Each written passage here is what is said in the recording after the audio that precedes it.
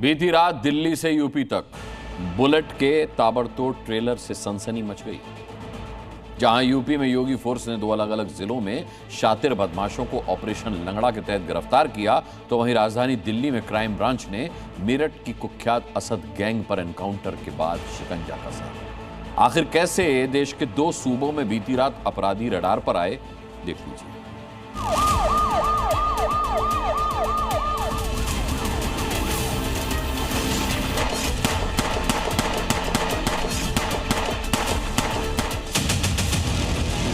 देश के 2 बड़े सूबों में 3 बड़े एनकाउंटर को अंजाम दिया गया और इस मुठभेड़ के जरिए 6 कुख्यात अपराधियों पर शिकंजा कसा गया। मतलब ये कि दिल्ली टू यूपी खाकी का द बुलेट शो ताबड़तोड़ अंदाज में चला।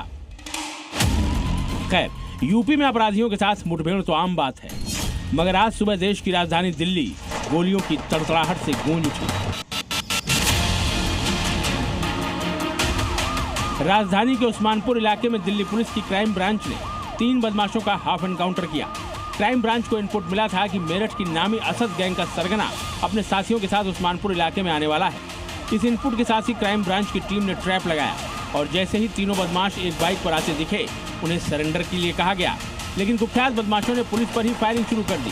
बस फिर क्या, क्राइम ब्रांच ने जोरदार पलटवार किया।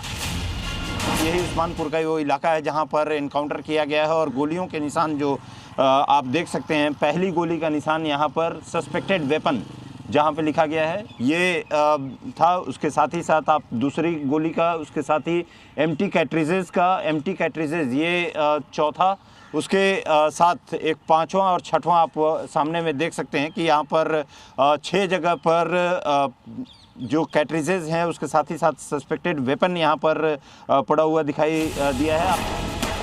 दिल्ली क्राइम ब्रांच की जवाबी कार्रवाई में तीनों बदमाशों के पैर में गोली लगी। बदमाशों की एक गोली क्राइम ब्रांच के एसआई को भी छूकर निकल गई। बुलेट प्रूफ जैकेट पहने होने से एसआई की जान बच गई। पुलिस ने मौके से हथियार और बाइक बरामद की। तीनों बदमाशों को अस्पताल में भर्ती कराया। दरअसल मेरठ का असद गैंग 1 साल पुरानी हत्या के मामले में फरार चल रहा था, जिसे इन बदमाशों ने आपसी रंजिश के चलते अंजाम दिया था।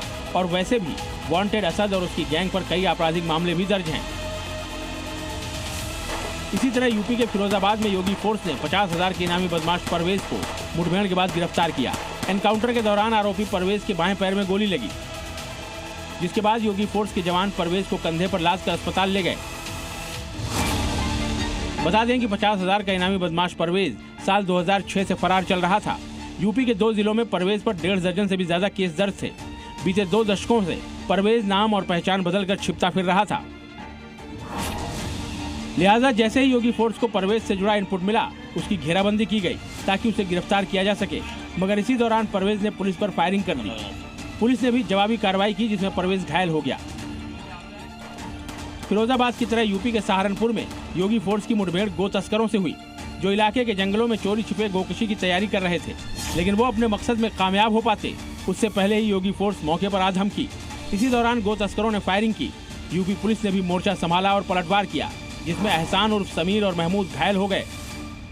मौके से इनके 6 साथी अंधेरे व जंगल का फायदा उठाकर भागने में सफल हो गए हैं। उक्त मुठभेड़ के मौके से अभियुक्तगण के कब्जे से 2 तमंचे, 315 बोर, 2 जिंदा कारतूस, 2 खोखा कारतूस, गौकशी के उपकरण तथा 1 जिंदा बछिया, रस्सा इत्यादि अन्य सामान बरामद हुआ है। गनीमत रही कि बीती रात दिल्ली टू यूपी चले एनकाउंटर में असद, रईस, परवेज, सईद, मेहताब, एहसान और समीर यमलोक के दर्शन करके ही लौट आए। वरना अगर पुलिस की बुलेट जरा सा भी अपना रास्ता बदल लेती या दाएं बाएं हो जाती, तो इन बदमाशों का मिट्टी में मिलना तय था। ब्यूरो रिपोर्ट, जी मीडिया।